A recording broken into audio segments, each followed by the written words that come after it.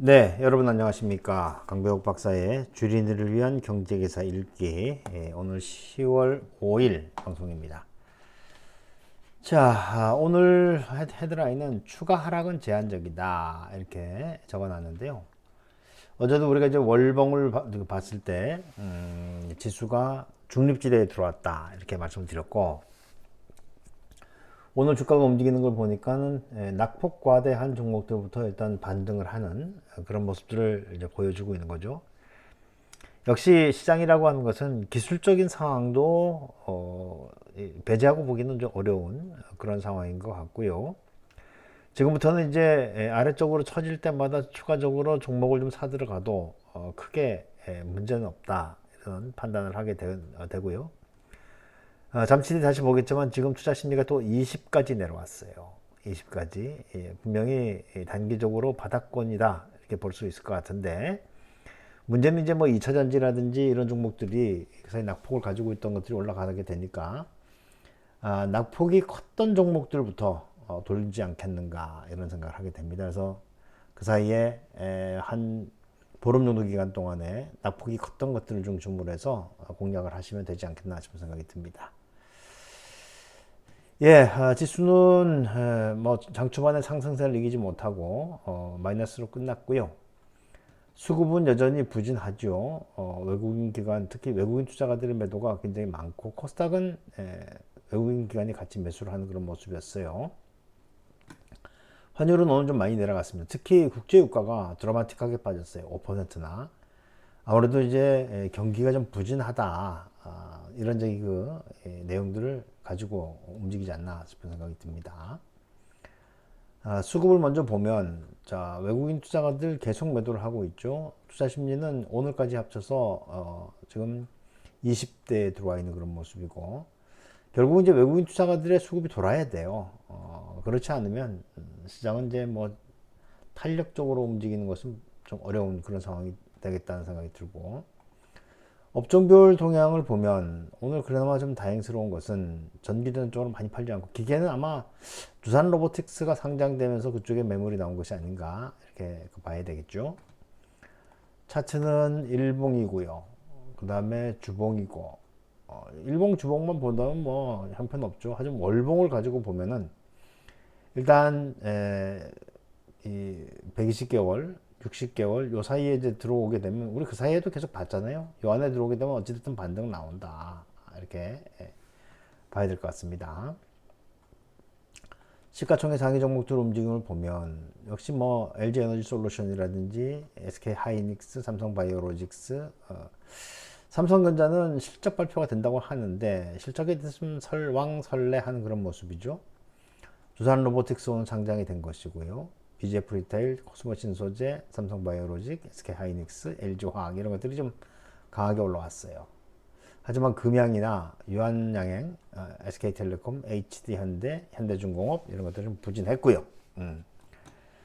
코스닥에서는 신성 델타테크, 이번에 아마 노벨 화학상 받은 사람이 이 초전도와 관련된 연구를 했기 때문에 그래서 아마 움직이지 않았나 싶은 생각이 듭니다. 동아기업, 미래나노텍, 하나머티리얼스, TCK 이런 것들이 움직였고요. 밀리는 것은 SPG, 포스코 DX 뭐 그렇습니다.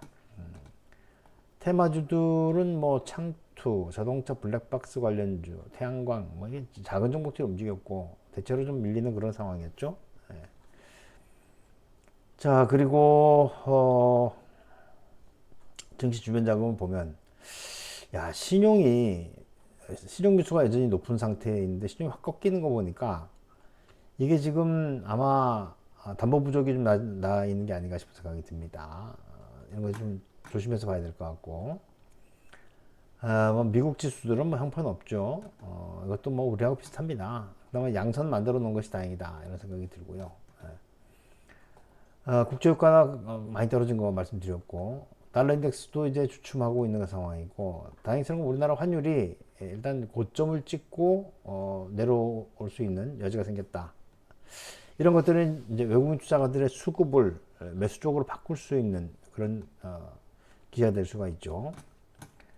아직까지 좀 남긴 했지만 외국인은 내려갈수록 수익이 커지고 금융 투자는 포지션 제대로 잡히지 않았고 개인들도 그렇고 이제 외국인 주도에 아마 옵션 만기가 되지 않겠나 이렇게 생각이 듭니다.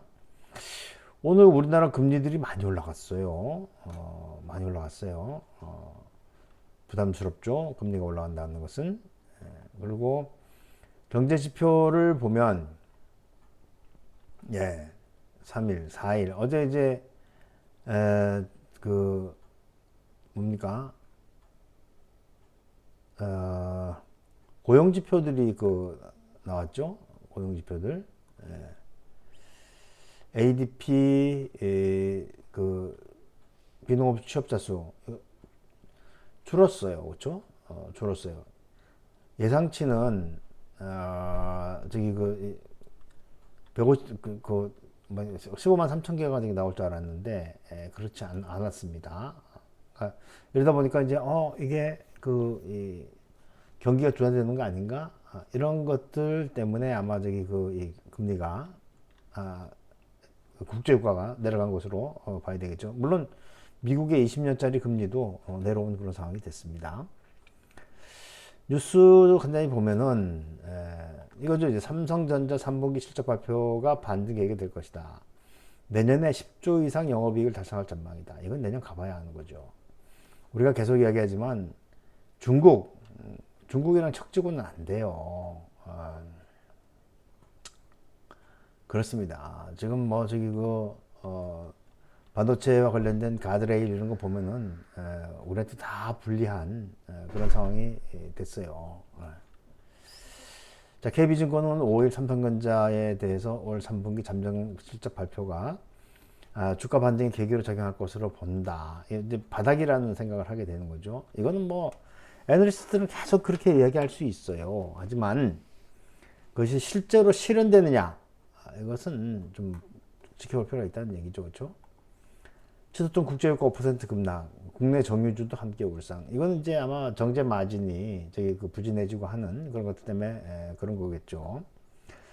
인플레이션 우려를 키웠던 국제유가가 급락한 것은 고금리 장기화로 경기 침체가 올 수 있다는 우려가 커진 영향이다. 원유 수요 감소에 대한 기대도 유가를 급격히 끌어내렸고 이런 것이죠. 그러면서 이제 각종 IB들에서 이런 얘기도 나오는 거예요. CT 내년 배럴당 $70 이하로 급락할 것이다. 믿을 수가 없죠.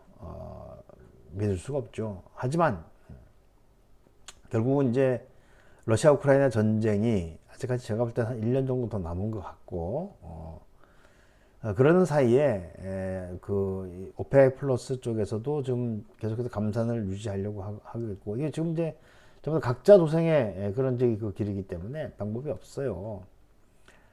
CT는 경기 둔화 등 수요가 떨어질 가능성이 큰 데다 공급이 크게 늘었다면서 이같이 전망했다. 그렇죠? 보죠. 최근 국제유가 급등은 주요 산유국인 사우디아라비아와 러시아가 감산을 연말까지 연장했기 때문이라고 분석했는데 그 틈을 타서 미국, 브라질, 카나다, 가이아나 등 비오펙 산유국들이 대량으로 증산하고 있어서 국제유가가 떨어질 것으로 본다. 근데 얘네들도 사실 보면은 유가가 좀 올라가면 아무래도 더 나을 수 있으니까 이것도 상황을 좀 봐야 된다 생각이 들고요. 이게 문제예요. 다시 불안해진 채권 시장, 비우량 회사채 금리가 11% 넘어갔다. 그러니까 우리 지금 이제 아까 금리 올라간 걸 봤잖아요. 이게 문제인 거죠. 글로벌 고금리 기조 장기화에 국채 금리가 급등하면서 채권 시장이 살얼음판을 걷고 있다. 금융당국이 과도한 수신 경쟁을 억제하기 위해서 은행채 발행 한도를 폐지하자 회사채 시장은 연일 긴장감을 높이고 있다. 왜냐하면 그 사이에는 예금을 받지 못하니까 돈이 모자라니까 은행채를 발행했었는데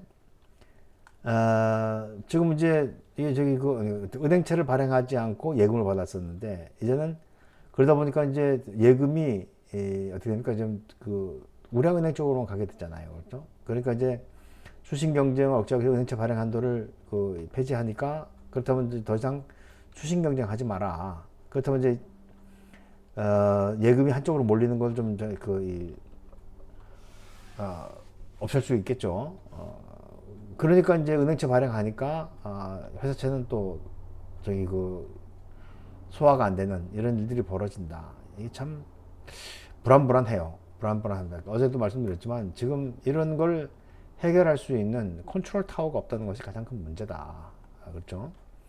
코스피 입성 두산 로보틱스 장 초반에 130% 급등했다.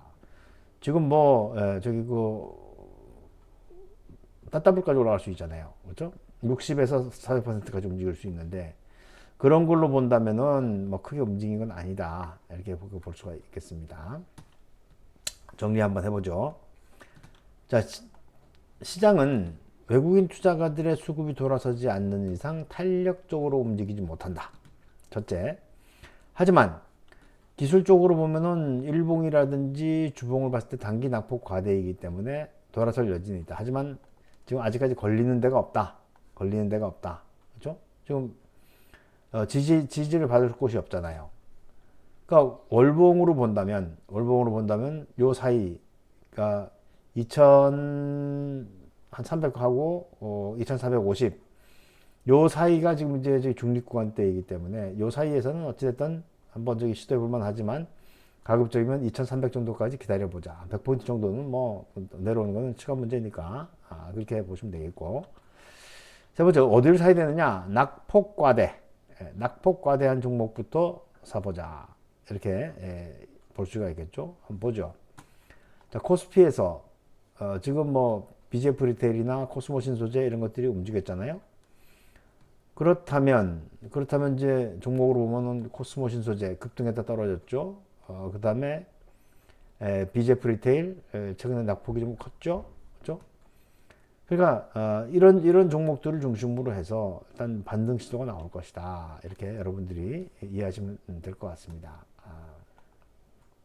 그래서 일단 수급을 지켜보되 지금은 적극적으로 투자하지 마시고 삼성전자 그 실적 나오는 거 보면서 접근해도 무방하다 이런 생각을 하게 됩니다. 자, 어찌됐든 시장은 뭐 급락은 없을 것 같지만 그렇다고 해서 돌아선다는 얘기는 아니기 때문에 좀 보수적으로 계속해서 시장을 봐주시기 바라겠습니다. 마치도록 하죠. 고맙습니다.